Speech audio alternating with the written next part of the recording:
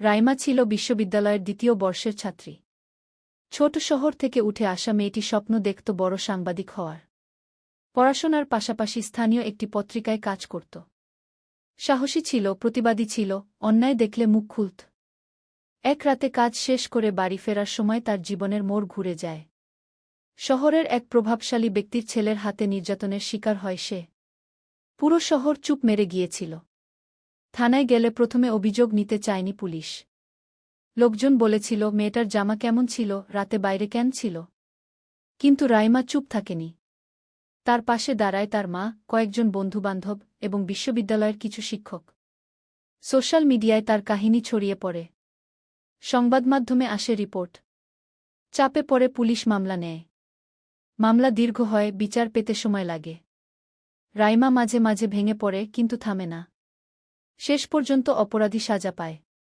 আজ রাইমা একটি এনজিও চালায়, যেখানে নির্যাতনের শিকার মেয়েরা সাহায্য পায়, আইনগত, মানসিক ও সামাজিক সহায়তা। সে জানে তার কণ্ঠে এখন শত শত নারীর সাহস।